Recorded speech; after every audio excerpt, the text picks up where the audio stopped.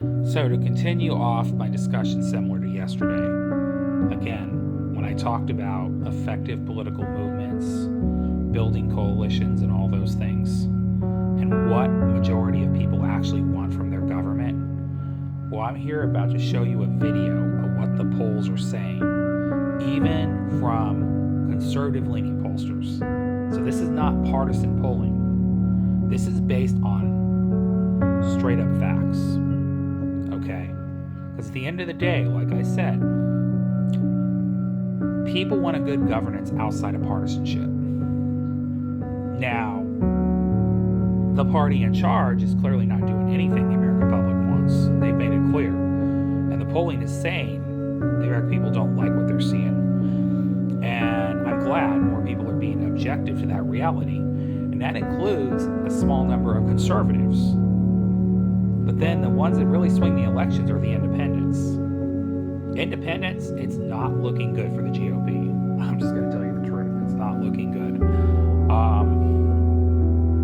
Because at the end of the day, everybody wants a government that actually addresses the problems that people are dealing with. And I tell you, you should expect that from your government, regardless of who's in charge. Because at the end of the day, you're still paying the same taxes. It don't matter who's in charge. When did our taxes ever go down? Let's just be honest. Our taxes never go down. We always carry the burden of being the taxed. If you are working class, okay, if you are working class folk, you have no dependents, but you're not the top 1% and you're not the bottom percent, then you're going to pay the most taxes because they look at you as the one who's going to use the services. The elite say, we don't care, we don't want to pay for that, we don't use that, because they have their own money, so they don't care. You know, so we're the ones picking up the tab, you know. And I get it, people are mad that some people get more government benefits than others, and you know, if you're at the bottom lower percent, you know, you can get more government help. If you're if you have more dependents, you can get write-offs and all kinds of stuff, but so do rich people. They use write-offs for assets and all that. You know, I get it. But at the end of the day, the working class folk is paying most of the tax burden. Now, at the end of the day, our money's the most dependent on for consumer spending too, especially when it comes to corporations keeping the lights on for their workers, okay, and their profits. So when I say we have more power than we understand, we have more power than we understand, okay? And we need to realize our own power as citizens and as people and as voters and as consumers, okay? So we should expect and demand better out of our government. I know there's a lot of people out there don't care. Oh, it doesn't affect me, I don't care. And you know what? You would be wrong to think that, because government's decisions do affect you as much as you think it doesn't. It does. Okay? And in order to have a healthy democracy, we need to participate in this experiment called democracy by casting your vote and your voice and making it clear where you stand and what you want to see for this country and for your community. We have the power to do that. Okay? Now, there were a lot of lower informed voters that gave the current occupant the chance to be president again, unfortunately, because they were so mad about the circumstances they were living in, dealing with the inflation crisis and all the other things. And I get why people were mad. But I tell you to inform yourself for a reason, because you don't always know what you're voting for. You voted for somebody that you realize is making your life worse. Okay? Just do your homework and research on these people. You know, I mean, I get people are mad at institutions and government, but that has been the goal of Project 2025. That has been the goal of the occupants in charge, to make you disenchanted with government. Therefore, they convince you that it's institutions and government's failure, so therefore vote for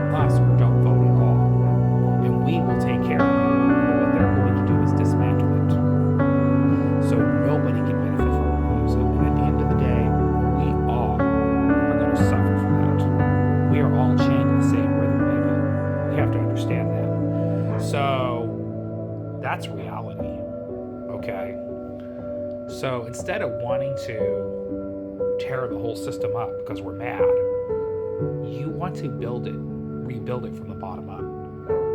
Okay? This is the experiment we're learning from right now. I'm just glad more people are realizing that they want a government that actually works for them. Not necessarily just hate the government. You want a government that works for you. Again, government's flawed too, and I'm not sitting here telling you government's perfect. I've never said that. Now, I know people that see me as a leftist think, oh, well, he's all for the government. No, I'm not. But at the end of the day, we have a system we pay our money to. We want that system to work for us. It's about the priorities. It's not about government itself. It's the priorities of that government and of the elected representatives that people vote in. Okay? And people are tired, rightfully so, of a government that serves the elite and not them. That's the problem I've been saying. It's been the problem for a long time. So I'm about to show you a video of the polling and number results we're getting from voters all over the country and just non-voters, apolitical people, just people that are just disgusted with the rot in our system. Okay? Again, it's objective thinking. It's not just partisanship. You look at the reality of what's happening in our system. And honestly, is it working for you? Is it working for you? And the answer is going to be no. It's going to be unequivocal no. Regardless of what your politics are, regardless of what region of the country you live in, it doesn't matter. You are feeling the effects of a failed system. Okay? Whether it's your healthcare premiums going up because the occupants in Congress didn't want to extend the healthcare subsidies. That's going to hurt all of us with the health insurance system. Okay? They're going to price gouge people even more now because they're not getting the subsidies. So now people are going to be have to pay insane prices for their health insurance. Now, how is that just? How is that okay? And I don't want to hear the excuse that we have the best healthcare system in the world, so we should be happy to pay that. Really? You think people could afford more than 1/3 of their budget to healthcare? When housing's over the top expensive, rent's over the top expensive, mortgages are over the top expensive, car notes are over the top expensive, car insurance, oh God, don't even get me started with car insurance. I live in Vegas. Car insurance is terrible out here. Okay? Everything's overpriced. Even here in Vegas, I know everybody thinks it's cheap in Vegas. No, Vegas is expensive. Don't fool yourself. But it's just, it's time to have a real conversation about wanting to fix these problems. Aren't you tired of running on the same roller coaster and seeing nothing change? I'm sure everybody is. I'm sure everybody is. And that's the thing. It's time to change it. It is time to change it. Because at the end of the day, this failed system is hurting all of us. All of us. It doesn't matter what our political views are. It doesn't matter what region of the country. We are all being affected by this failed system. And right now, there is a sacrificial lamb example sitting in there dealing with it, who claimed he'd fix it day one, and you see that's not happening because he had no plans to fix it. He's a charlatan. So, again, I don't want to blame just one person. It's been a problem for a long time. But we clearly have a person there that wants to make it worse and doesn't even care. Doesn't acknowledge the pain that people are just feeling right now by this person's failed choices. And I would say the corruption's been a problem for a long time, but this is on steroids to a whole nother level. But again, I don't want people just to look at one person as the problem. That person is clearly a problem. But the institution itself is a problem because of the people that voters chose to put in office.